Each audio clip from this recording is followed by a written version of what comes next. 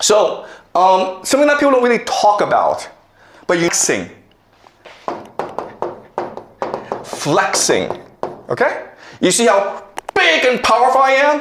Me! Okay? That's all it was.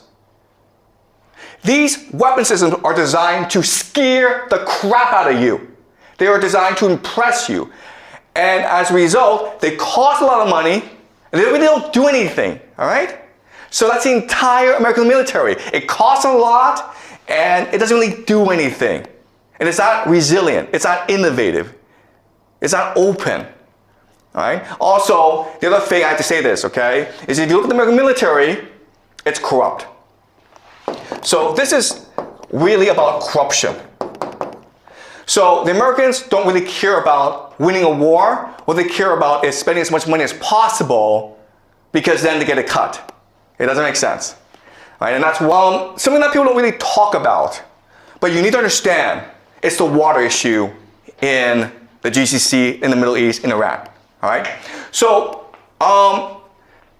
this is a map of the world.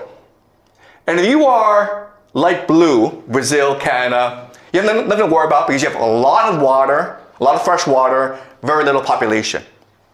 All right? So 100% just means 100% water stress just means that you drink as much water as the environment produces. Okay? So you want to be below 100% to be sustainable. Ideally, you want to be at 10%. Okay? If it goes above 100%, it means that you are drinking more water, using more water than the environment actually produces. Okay? So you're putting stress on the environment. So 20% is really bad, right? Because you're using twice as much water as the environment produces. Guess what, guys? Look at the Middle East, okay? Egypt. 6,420%. Saudi Arabia, 883%. All right? Bahrain, almost 4,000%. Dubai, 17,000%. All right? So water is a huge issue. Again, it doesn't matter if Iran kills American soldiers, destroys American military. It doesn't have to do that. All it has to do is destroy the desalination plants. And then the GCC is destroyed, okay? But it's also true that Iran has water issues. 72% is pretty bad. Okay? So even though the Iranians could destroy the GCC much faster than the Americans could destroy Iran, Iran is still in trouble, okay? So let me give you an example of this. This is like, so this is another map that shows you the issue of water scarcity, okay? And it's just basically the Middle East, okay? Their biggest issue in the future is water, okay? And that's where the geopolitical tensions will arise in the future over water. India is also affected as well, okay? All right. All right. So let's look at the map, guys. This is called Lake Urmia in northern Iran. It's the 6th largest saltwater lake in the world, or it used to be. Okay, this is what it was in 1984. This is the shallow, this is the deep, okay? You guys see that? It's really big, right? 20 years later, guys, this is what it looks like. There's no more water here. You can walk from here over to there, okay? There's some water over here, but it's shallow now. That's how serious the water issue is in Iran. And that's the weak point that the Americans and the Israelis will attack. All right? They want to make sure that Iran has no access to fresh water, which will cause devastation in their nation. Okay, that's strategy number one. Strategy number two is this. This is a map of the different ethnic minorities in Iran. As you can see, it's a very diverse place. In the center are the Persians, but you also have 10 other groups as well. And in the borderlands, it's basically a different country, right?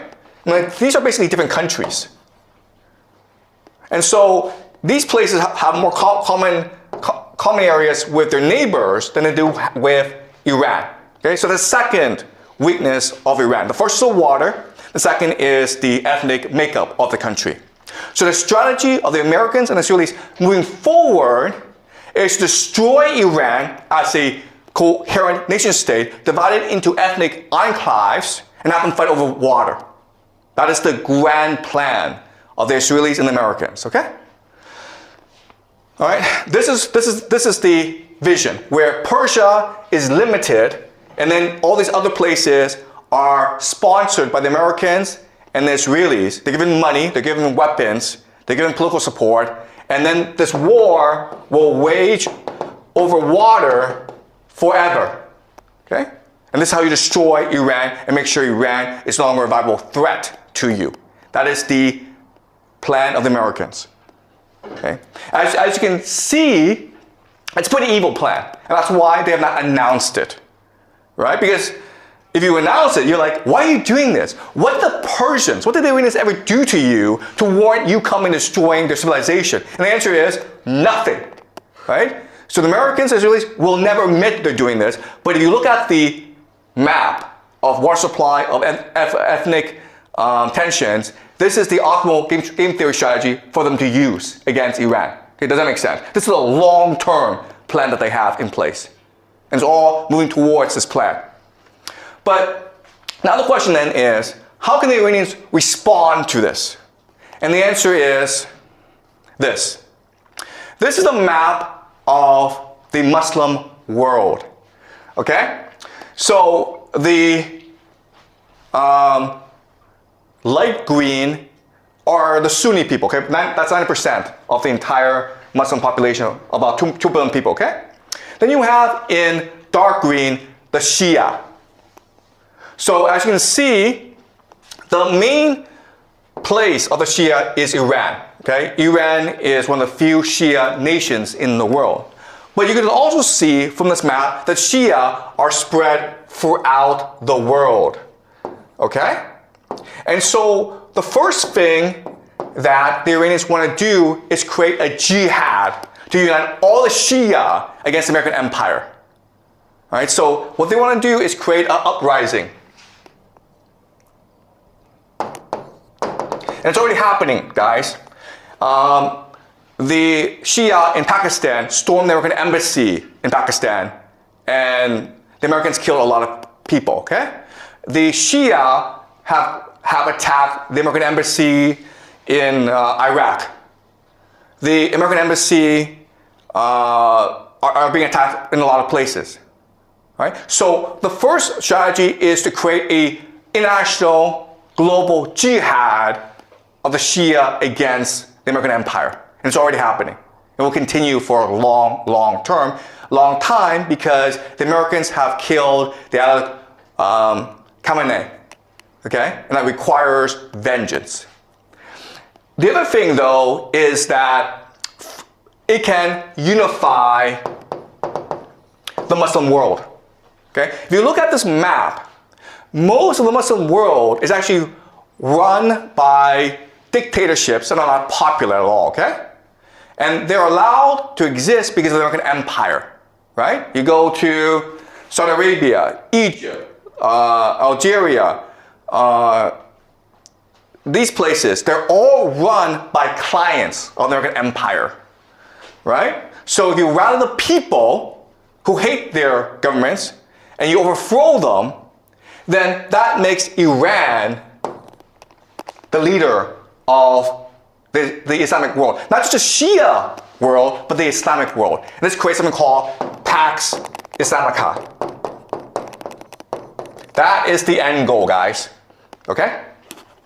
If you do that, then you don't have to worry about the Americans and the Israelis anymore. Right? So the Israeli game plan, the American game plan, is to fracture Iran into ethnic enclaves, and they'll fight over water for the rest of their lives, and they'll all die. The Iranian game plan is to create a religious war, a crusade, that unifies the Shia people, that overthrows the American empire and establishes something called the Pax Islamica. All right? All right. So, again, the key is the GCC. All right? So the game plan is this. You have to destroy the GCC.